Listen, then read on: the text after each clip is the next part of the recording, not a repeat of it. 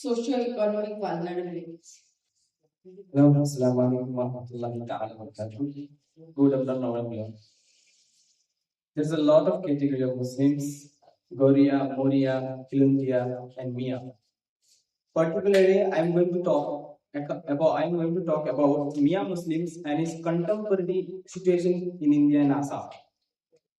Particularly, where there's a lot of presentations about Miya Muslim, Bengali Muslim, their contribution and their migration, marginalization. There's a lot of paper here. But I want to specify the Miya Muslim in Assam, just the overall of the contemporary situation. As we know, the BJP Sarkar and the initiative that's led by the government of Assam, the Chief Minister Hemant Biswa Sharma is really against the Miya Muslims. We can know by his protestings, by his propaganda, and by his slogans, by his lecturing, and the open statement for the public. Whenever news comes to the Hemant Biswa Sharma, the Chief Minister of Assam, he will directly say that I will not leave the Miya Muslim. He's targeting the Miya Muslim. Why? If we go back to the 19th century, where the C.H. Milon, the administrator at the British colonial period, he brought the Bangladeshi people, that's mean who migrate from the Bangladesh, and he also given a chance to come the people from the Bangladesh, and he also given a settlement in Assam in Brahmaputra Valley for the agricultural expansion. So let's go to the topics: precarity and the confrontation among Miya Muslim in Assam, tracing the Bengali-speaking origins and contemporary socio-economic vulnerabilities. So my name is Ebadullah Maruf. I'm doing my graduation in Economics Department of Economics from Guwahati University, Assam, India. So we'll go through there is a table of content: introduction, the historical background of migration, socioeconomic contribution and marginalization, contemporary identity and citizenship crisis, land displacement and social political exclusion. At the last, we'll discuss and the overall conclusions. Okay, who is Miya Muslim? Miya Muslim is who is a Miya Muslim in the context of Assam politics. Miya Muslim refer to Bengali-speaking Muslim of West Bengal origin settled in East Bengal origin settled in Assam. The term Miya Muslim was originally neutral but has become politically and socially charged in the recent decades. We can say in Assam, there's a chief minister of this state are directly targeting Miya Muslim. Why? Okay. So Miya Muslim means to call someone respectfully in Bengali society. We can Miya as a respect, as we can say respected in Bengali society. Someone is a reputed person. We can say the Miya. As we can say Miya, we can say Miya sir, as like that. Okay. This one type of Muslim category living in land of the Assam. As we're saying, there is a Khilonjia and Goria, Moria. But also Miya term is used in the categorization of the Muslims in Assam. Next slide. Historical background of migrations. Migration began from the colonial East Bengal. Now the Bangladesh into the Assam during the British era for agriculture expansion. It's the most important things. Why they were migrated? Because of agriculture expansion. The British administrator C.H. Millan in 1931 encouraged migration to the increasing the cultivation and land revenue in Assam's fertile plains. They were settled in Brahmaputra Valley because this area are really fertile for agriculture. That's why as C.H. Milon in 1931 encouraged the people to come and to make the Assam economy in agriculture and make the fertile plain into a good production. The second major war, there is a three phase. First one in colonial period, second one in when we got independence in 1947. The second major wars occurred during the partition of India in 1947, when many Bengali Muslims crossed into the Assam from West Bengal, and you can also prefer in the Bengal partition in 1905. And the third phase followed the 1971 Bangladesh Liberation War, bringing the refugees and displaced families into the Assam. It's a very important things. Also, we can connect it to our topic. In 1971, we can say the people, those who come after the 1971, have to go back to their home. I mean, this is Bangladesh. There is a proclaim, there is a argumentation of our government society. government and the societal progress. Because those who come after 1971 have to back to their home. We have no any settlement, we have no establishment in our Assam. And the most settled is established themselves in the Brahmaputra Valley as well, saying the char, that's the river rail areas under the government agricultural settlement schemes. Next slide.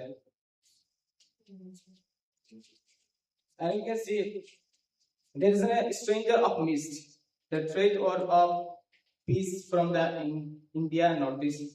The Sanjay Hazarika, he wrote this book and he's saying, please next slide. He is saying about Miya Muslims. Okay. The Miya Muslims have lived in Assam for the decades, even generation, tilling the land and enriching its economy. Yet they remain stranger. The important things he mentioned in his book, they are still now a stranger. They behave like a stranger. They are not original Assamese. In the eyes of many people without a home in the land, they helped blind by the Sanjay Hazarika in 1994. Next slide. Contemporary identity, you can say the NRC was implemented in Assam because to remove the illegal migrations, and also you can see in the Al Jazeera, the Indian implementation anti-Muslim 2029. It was about NRC citizenship law weeks before the election, and also the CA was implemented in 2019 because both are was to simplify and to search out the illegal migrants, those who come from the Bangladesh and also settle in Assam without any documents. But even those who have a documents, proper documents in from the 1970, from the 1951, they have a proper documents. They are also accused in this case. You are the illegal, you can't stay here. You have to leave. And there is another some example, please. Next slide. You can see in 2013, the Assam has departed 166%, which of 147 were sent to the Bangladesh. And second recent drive, the Operation Sindur, that was in recent in 2011, illegal Bangladeshi immigrants were pushed back. They were pushed back to their nations as per the report. Even say Himanta Biswa Sarma was saying is, but the Assam Chief Minister 330 plus people have been pushed back to the Bangladesh in 2025. Recent, you can see the Himanta Biswa Sarma was also claiming that. And he's in his statement, the OPES press conference, he says about the targeting the Miya Muslim, the Bengali, origin Bengali Muslims, about the targeting them. And they have no right in this Assam. They have to leave. And also, I think he's creating a Hindu Muslim.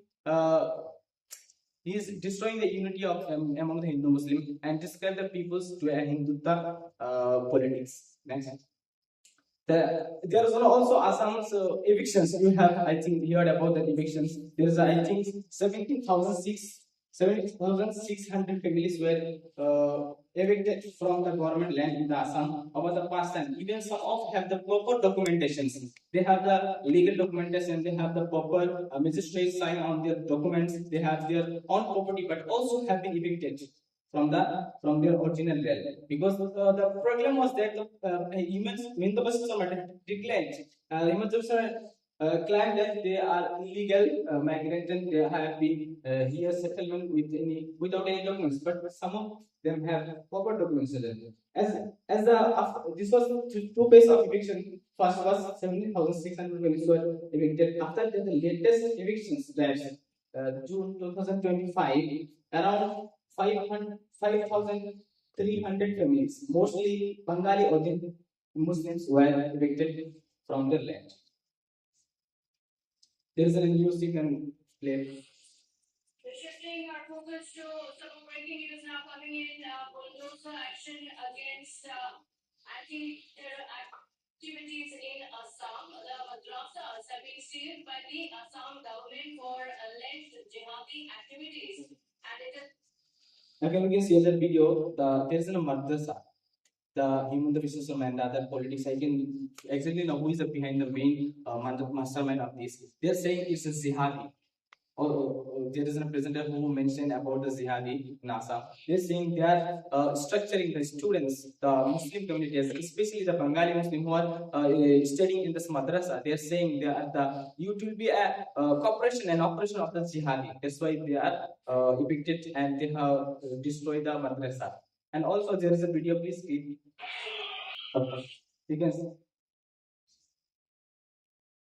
As you saying, the Miya Muslims living mainly in Chor, who are living in Chor are frequently evicted in the name of anti-encroachment tribes and illegal migration. Thousands have been displaced by the problem of the erosion, losing both homes and livelihoods. As Hussaini and Monil 2020, the broken landscape, refugees, resettlement, and royal in the northeast India.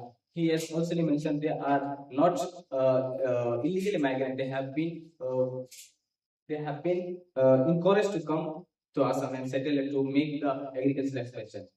So we are going to the conclusions. The Miya Muslims of Bengali-speaking agrarians migrants have been featured to the Assam's rural economy, especially in the cultivating the profile of the food plants. Despite the economic contribution, they face political explosions, land disposition, and systemic anxieties instigated by the NRC and GAN, as we're talking about that. And Miya Muslims comforts also through the classical asceticism, Miya poetry, and the human rights movements, reclaiming the dignity and belongings. Their struggle mirror border South Asian issues of migration identity and nationhood, testing the Indian's democratic promise of inclusivity and justice. So thank you all. Thank you for the listening. Thank you. Bye. Thank you for this wonderful paper. So we are going to wrap up temporarily for this session because our third participant is a little late. So these were two very interesting and we were talking about migration or people being forced out. Someone who has been there in their lands for such a long time is being forced out by various policies, by the government, after residing for so many years. And Ashwin Chakraborty showed us that migrants, they are forced to leave their land because their land is not providing them something which they are expecting for, like livelihood, like education. So they are being forced out in a different way to migrate in various parts of India and to give them back, bring back the monetary need that would help them sustain in their own land. So these were very two interesting and papers where we were seeing being either migration or forced to leave your land. But at the end of the day, we are forced to leave the lands where we are. Okay, so with this we come to this session. Thank you, presenters, for this wonderful presentation. I welcome Shehnaz Parveen, Senior Research Fellow, Department of English, Dubano Birsha University, to present her paper. Her paper is titled From Colonial to Contemporary, Shifting Modes of Precarity in Bengali Muslim Bhadra Mahila Fiction. Good afternoon to all the eminent dignitaries.